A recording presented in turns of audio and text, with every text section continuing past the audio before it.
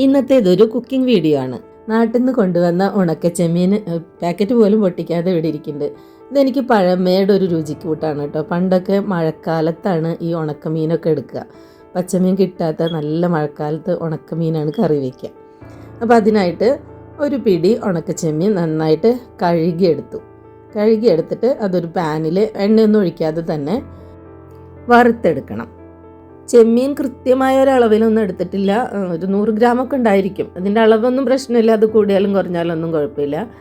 അപ്പോൾ നന്നായിട്ട് കരിയാതെ തന്നെ വറുത്തെടുക്കണം. മീഡിയം ഫ്ലെയിമിലിട്ടിട്ട് വറുത്താൽ മതി. ഞങ്ങളുടെ വീട്ടിൽ ഉണക്ക ചെമ്മീൻ സാധാരണ ചമ്മന്തിയാണ് ഉണ്ടാക്കുക. കറിയായിട്ട് വയ്ക്കുന്നത് ഉണക്കയില മത്തിയൊക്കെയാണ്. പിന്നെ ഉണക്കമാന്തൾ വറുത്തെടുക്കും. അത് അപാര ടേസ്റ്റാണ് അതിന്. മഴക്കാലത്തെ രാത്രികളിലെ നൊസ്റ്റു ഓർമ്മകളാണ് എനിക്ക്.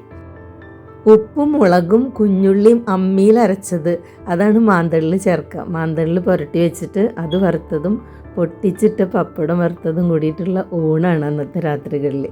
വല്ലാത്ത ഓർമ്മകളാണ് അതൊക്കെ. അപ്പോൾ നമ്മുടെ ചെമ്മീൻ ഇവിടെ വറുത്തെടുത്തിട്ടുണ്ട്, കരിഞ്ഞിട്ടൊന്നുമില്ല. പിന്നെ ഇതെൻ്റെ അമ്മ കാണിക്കുന്നത് കണ്ടിട്ടുള്ളതാണ്. തലയും വാലൊന്നും പൊട്ടിച്ച് കളയാതെ അതിന് പകരമായിട്ട് കൈകൊണ്ടൊന്ന് തിരുമിയെടുക്കും. അപ്പോൾ അതിൻ്റെ അടിയിലുള്ള കാലുകളും അതിൻ്റെ തലയും വാലും കട്ടിയുള്ള തൊണ്ടൊക്കെ ഇതേപോലെ പോയി കിട്ടും. അപ്പോൾ നല്ല ക്ലീനായിട്ട് വരും. ഇത് ഓൾറെഡി നല്ല ക്ലീനായിട്ടുള്ള ചെമ്മീൻ തന്നെയാണ് നമുക്ക് കിട്ടിയിട്ടുള്ളതും. പിന്നെ വേണ്ടത് കുറച്ച് തേങ്ങ, ഒരു കപ്പ് തേങ്ങ, അരമുറി തേങ്ങ മതിയാവും. ഇവിടെ ഫ്രോസൺ കോക്കനട്ടാണ് കിട്ടുന്നത്. അപ്പോൾ അതിൽ നിന്ന് ഞാൻ കുറച്ച് എടുത്തു. അതിലേക്ക് ഒരു കഷ്ണം ഇഞ്ചി അത് കട്ട് ചെയ്തിട്ടു. പിന്നെ മുളക് നമ്മുടെ എരിവിനനുസരിച്ച് എടുക്കണം. ഞാനിപ്പോൾ 1 ടീസ്പൂൺ, ഇത് കാശ്മീരി ചില്ലി ഒന്നുമല്ല, നല്ല എരിവുള്ള മുളകാണ്. അപ്പോൾ 1 ടീസ്പൂൺ ഇറച്ചി മുളക് ഈ അരപ്പിലേക്ക് ഇട്ടിട്ടുണ്ട്. പിന്നെ വേണ്ടത് ഒരു നാരങ്ങ വലുപ്പത്തിലുള്ള പുളിയാണ്. പുളി ഞാൻ ചൂടുവെള്ളത്തിലിട്ട് കുതിർത്തിക്കൊണ്ട് നന്നായി വീർത്ത് വന്നിട്ടുണ്ട്. പിന്നെ നമ്മൾ ഗ്യാസ് കത്തിക്കാതെ തന്നെ ഈ അരപ്പ് നന്നായിട്ട് അരച്ചെടുക്കുക. അതൊരു പാത്രത്തിലേക്ക് ഒഴിക്കുക. ഞാൻ വീണ്ടും പറയുന്നത് എൻ്റെ കയ്യിൽ മൺചട്ടി ഇല്ല, അതുകൊണ്ട് ഞാൻ മീൻ കറിയൊക്കെ നോൺ സ്റ്റിക്കിൽ തന്നെയാണ് ഉണ്ടാക്കുന്നത്. അരപ്പ് അരയ്ക്കുമ്പോൾ അതിൽ വളരെ കുറച്ച് വെള്ളം ഒഴിച്ചാൽ മതി. നന്നായി വെള്ളം ഒഴിച്ച് അരയ്ക്കേണ്ട, കുറച്ച് വെള്ളം ഒഴിച്ച് കട്ടിക്ക് അരയ്ക്കുക. പിന്നെ നമുക്ക് ആവശ്യത്തിന് വെള്ളം ചേർക്കാം. പിന്നെ പുളി വെള്ളം കൂടിയിട്ട് അതിൽ വരുമ്പം ആവശ്യത്തിനുള്ള ചാറ് കിട്ടും. ഇവിടെ അത് നന്നായിട്ട് അരഞ്ഞ് വന്നിട്ടുണ്ട്. ഉപ്പൊന്നും നമ്മൾ ചേർത്തിട്ടില്ല, അതൊക്കെ ഇതിലേക്ക് വേണം ചേർക്കാനായിട്ട്.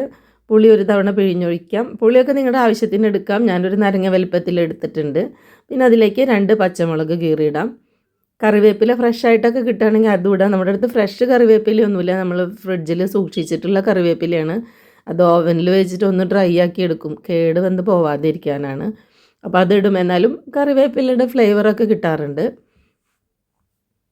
ഇനി ഗ്യാസ് ഓൺ ചെയ്യുക. ഇത് നന്നായി തിളക്കട്ടെ. ഈ അരപ്പിലേക്ക് കുറച്ച് ഉപ്പിട്ട് കൊടുക്കുക. ചെമ്മീനിലും ചെറുതായിട്ട് ഉപ്പുണ്ടാവും. പിന്നീട് തിളച്ച് വന്ന് നമ്മൾ ടേസ്റ്റ് ചെയ്തതിന് ശേഷം ആവശ്യമുണ്ടെങ്കിൽ വീണ്ടും ഉപ്പ് ഇട്ട് കൊടുക്കാം. ഇപ്പോൾ ഇവിടെ ഇത് നന്നായി തിളച്ച് വന്നിട്ടുണ്ട്. അതിലേക്ക് ഞാൻ വറുത്ത് വെച്ച ചെമ്മീൻ ഇട്ട് കൊടുത്തു. ഒരു പിടി കറിവേപ്പില ഇട്ട് കൊടുത്തു.